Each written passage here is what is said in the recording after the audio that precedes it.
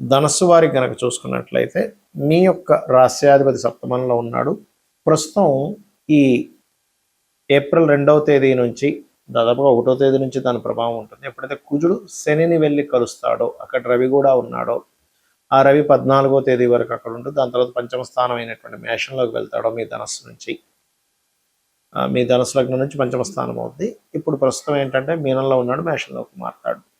దీనివల్ల కలిగే ఫలితాలు ఏమిటి, ఏ విషయాల పట్ల మీరు జాగ్రత్తగా ఉండాలి, ఏ దేవత ఆరాధన చేసుకోవాలి, దేశకాల పరిస్థితుల్లో దీనివల్ల కలిగే ఫలితాలు, మీ జన్మజాతకంలో ఈ కలయిక ఉన్నట్లయితే మీకు ఎటువంటి విషయాల్లో మీరు జాగ్రత్త తీసుకోవాలి అనేటువంటి అంశాలు చెప్తుంది నేనైనప్పటికీ, చెప్పిస్తుంది సాక్షాత్ లలిత అమ్మవారిగా భావిస్తూ. ప్రధానంగా ఇక్కడ 4వ భావంలో ఈ కలయిక ఉంది. ఎప్పుడైతే 4వ భావంలో ఈ యొక్క కలయిక ఉంటుందో ఇది ఇచ్చేటువంటి ఫలితాలు ఏమిటి అంటే, మీరు ఏదైనా ఒక భూమిని తీసుకుంటున్నారు, లేకపోతే ఒక విషయం విద్యా సంబంధించినటువంటి విషయంలో విద్య అభ్యసించడం కోసం మీరు కొత్తగా ఏదైనా ఒక సబ్జెక్టు తీసుకొని దాన్ని అధ్యయనం చేద్దాం అనుకుంటున్నారు. అది సరైందా కాదా, భూమి కొనుక్కుంటున్నారు సరైందా కాదా, తల్లి తరపు వారితో లేదా ఏదైనా వాహనం మీద వెళ్ళేటప్పుడు మీరు సరైన ప్రదేశానికి వెళ్తున్నారు, లేకపోతే ఒక్కోసారి వాహనం మీద ఉంటూ ఒక్కోసారి ఏవో ఆలోచిస్తూ ఉంటాం. మనం ఇన్నర్ మైండ్ అంటే లోపల మనం తరచూ ఆలోచించడం వల్ల కొన్ని ఇబ్బందులు వస్తూ ఉంటాయి. ఈ యొక్క విషయాల మీద దీని ప్రభావం ఉంటుంది. తల్లిగారి ఆరోగ్యం ఏమాత్రం బాగోపోయినా తల్లిగారి ఆరోగ్య విషయంలో కొంచెం జాగ్రత్తగా ఉండండి. అయితే ఈ చతుర్థ స్థానంలో ఉండే ఈ గ్రహాల వల్ల మీకు కొన్ని మంచి ఫలితాలు కూడా ఉంటాయి. ఏమిటవి అంటే, ఈ 4వ భావంలో ఎప్పుడైతే ఈ శని ఉన్నాడో సర్వసాధారణంగా ధనస్సు వారికి ఏమిటి, అర్ధాష్టమ శని యొక్క ప్రభావం ఉంది అని అనుకునేటువంటిది మనం అనుకుంటూ ఉంటాం. మా అర్ధాష్టమ శని ప్రభావం ఉందండి. అయితే ఈ అర్ధాష్టమ శని యొక్క ప్రభావం ఎప్పుడైతే అక్కడ ఉంటుందో అది ఈ కుజుడు యొక్క రాశిలోకి ప్రవేశము మూలంగా అర్ధాష్టమ శని ప్రభావం తగ్గుతుంది. దీనివల్ల అంటే నిందలు పడడం ఇట్లాంటి విషయాలు కొంత తగ్గినా ఈ ఘర్షణ మాత్రం మీ కంటే కూడా మీ యొక్క తల్లిగారికి కాస్త ఘర్షణాత్మకమైన ఫలితాలు ఇస్తూ ఉంటుంది. మీరు ఏదైనా ఒక వాహనం కానీ గృహం కానీ తీసుకునేటప్పుడు, వాహనం నడిపేటప్పుడు కొంత జాగ్రత్త వహిస్తూ ఉండాలి. అలాగే మీరు నిత్యము చేయవలసిన దేవతారాధన లక్ష్మీ నరసింహస్వామి యొక్క ఆరాధన చేయండి.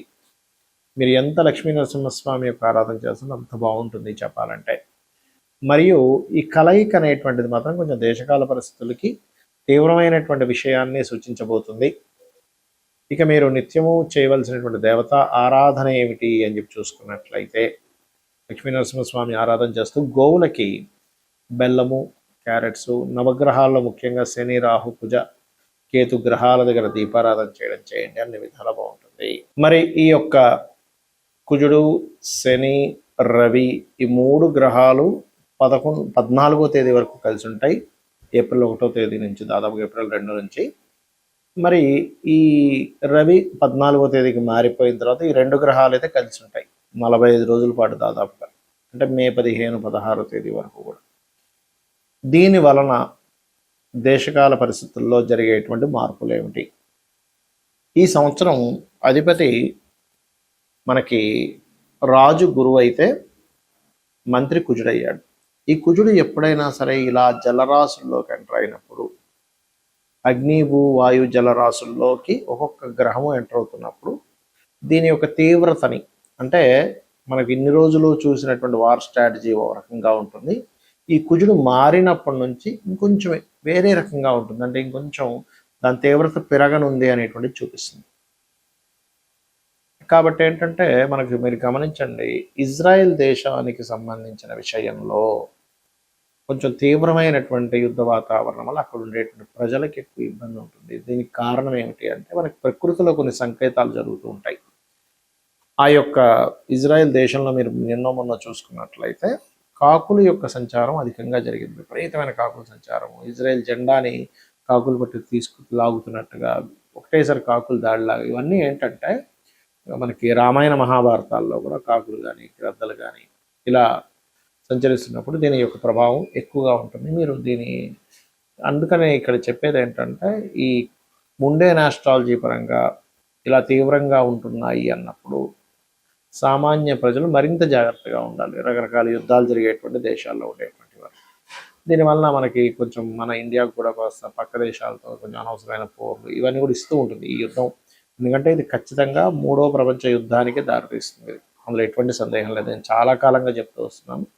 మరి ఎవరి పర్సనల్ చార్ట్లో అయినా ఇలాగా కుజుడు శని కలిసి ఉంటే ఏమిటి, ఇక్కడ ఏంటంటే ఈ 2 గ్రహాలు ఒక రకంగా చెప్పాలంటే శక్తిని ఇచ్చేటువంటి గ్రహాలుగా కూడా చెప్తారు. ఎనర్జీ అంటే వాళ్ళు ఏదో ఏమీ చేతగానట్టుగా లేకపోతే చాలా స్లోగా ఉండడం ఇలా ఉండరు. వాళ్ళు చాలా చాలా ఉత్సాహంగా, చాలా హైపర్ అంటారు చూసారా, చాలా కోప స్వభావంగాను ఈ తత్వాన్ని ఇస్తుంది. అలా అని వీళ్ళు కోపం ఉంటుందేమో కానీ ధర్మంగా ఉండే వ్యక్తులు చెప్పాలంటే శని కుజులు కలిసి ఉంటాయి. అంటే ఏదన్నా సరే మొహం మీద చెప్పేసేయడం, మనసులో ఏది పెట్టుకోకపోవడం. ఏదన్నా సరే ఇప్పుడు మనం చూడండి, ఎవరికైనా ఇప్పుడు ఇన్ సెన్స్ కొంతమంది అందరూ ఉంటారని కాదు, మనసులో ఒకటి ఉంటుంది కానీ బయట వ్యక్తపరిచే విషయంకి వచ్చేసరికి వ్యక్తపరచడమో, ఈ మాట అంటే ఏమవుతుందో, ఈ మాట అనడం వల్ల రిలేషన్స్ పాడైపోతాయేమో, ఈ మాట అనడం వల్ల నాకు రావాల్సిన లాభం రాదేమో, అవతల వాళ్ళు మనల్ని ఏమైనా ఇంకో రకంగా యాక్షన్ తీసుకుంటారేమో, ఇలాంటివన్నీ ఉంటాయి మనకి.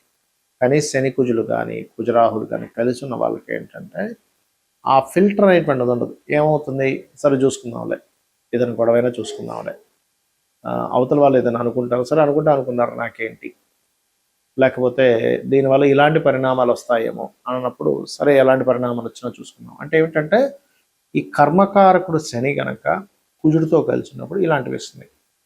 మరి ఇలాంటివి ఎంతవరకు కరెక్టు ఇది ఉండడం అనేటువంటిది అంటే కొన్ని విషయాల్లో నిజంగా కరెక్టే. ధైర్యంగా ఒక విషయాన్ని మనం మాట్లాడాలంటే చాలా మంచిది మీ జన్మజాతకంలో కనుక కుజరాహులు కలిసి ఉంటుంది. కానీ కొన్ని విషయాల్లో మనం ఆవేశంగా మనం కొన్ని నిర్ణయాలు తీసుకున్నప్పుడు అవతల వాళ్ళు దాన్ని సాకుగా చూపిస్తూ మీకు ఆవేశం ఎక్కువ, మీకు కోపం ఎక్కువ, మీరు ఇలా ప్రవర్తించారు అలా ప్రవర్తించారు మనకి ఇచ్చిన అవకాశాలను పోగొట్టుకునే ఛాన్స్ ఉంది.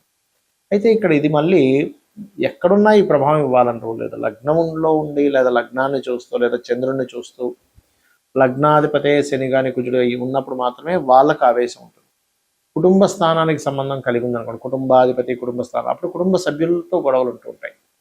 3లో ఉంటే పరాక్రమం ఎక్కువగా ఉంటుంది, అన్నదమ్ములతో గొడవలు ఉంటాయి. 4వ స్థానం అనేటువంటిది కనుక ఈ శని కుజుడు కలిసి ఉంటే మీరు ఏదైనా ఒక ప్రాపర్టీ తీసుకునేటప్పుడు ఆ యొక్క విషయాల్లో ఎటువంటి ఫలితాలు ఉంటాయనేటువంటిది, కొంచెం గొడవలు జరుగుతాయనేటువంటి చెప్తూ ఉంటుంది. అంటే కొంచెం వివాదాస్పదమైనటువంటి భూములు తీసుకోవడం లాంటివి జరుగుతూ ఉంటాయి. పంచమంలో కనుకుంటే కాస్త సంతానం అటువంటి ధోరణి కలిగి ఉంటుంది.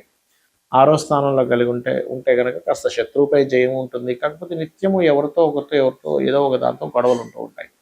7వ స్థాన సంబంధం ఉంటే జీవిత భాగస్వామి యొక్క స్వభావం అలా ఉండొచ్చు. బట్ ఆ సప్తమాధిపతి మళ్ళీ శుభగ్రహాలతో ఉంటే స్టార్టింగ్ అంటే మొదట్లో అలా ఉన్నా తర్వాత వాళ్ళ యొక్క స్థితిగతులు అవి మారుతూ ఉంటాయి. ఇక అష్టమంలో కనుక ఉన్నట్లయితే ఆకస్మికంగా కొన్ని మార్పులు రావడం, సడన్ చేంజెస్ ఇటువంటివన్నీ ఇస్తుంది. ఇక భాగ్యస్థానంలో ఉంటే తండ్రి మీద దీని ప్రభావం, తండ్రికి కాస్త బీపీ లెవెల్స్ పెరగడం ఇట్లాంటివన్నీ ఇస్తూ ఉంటుంది. దశమ స్థానంలో కనుక ఎవరికైనా సరే శని కుజులు కనుక ఉన్నట్లయితే వీళ్ళ వృత్తి మీద వీళ్ళు చేస్తున్నటువంటి ఉద్యోగము వ్యాపార సంస్థల్లో అయితే లాభస్థానంలో ఉంటే వ్యాపారం మీద పడుతుంది. దశమ స్థానంలో ఉంటే వీళ్ళు చేసే వృత్తి ఏదైతే ఉంటుందో దాని మీద దీని ప్రభావం ఉంటుంది. ఇక ద్వాదశంలో కనుక ఉన్నట్లయితే దాని యొక్క ప్రభావం దేని మీద ఉంటుంది ఏమిటి అని చెప్పి చూసుకున్నట్లయితే ఇక్కడ ఈ స్థానము ఏదైతే ఉందో 12వ స్థానంలో ఇది తండ్రి యొక్క ఆస్తి మీద, వివాహ జీవితం మీద ప్రభావం ఉంటుంది. మరి దీనికి ఏమిటి, ఎవరికైనా ఇలా ఉండి ఈ యొక్క ప్రభావం మీరు అనుభవిస్తున్నారు అన్నప్పుడు మీరు నవగ్రహాలలో ముఖ్యంగా శని కుజ గ్రహాల దగ్గర ఇంకా ఇంకొక పాపగ్రహం ఏదైనా కలిసిన, ఉదాహరణకు రాహు కూడా కలిశాడు, అప్పుడు ఆ 3 గ్రహాలకి దీపారాధన చేయండి.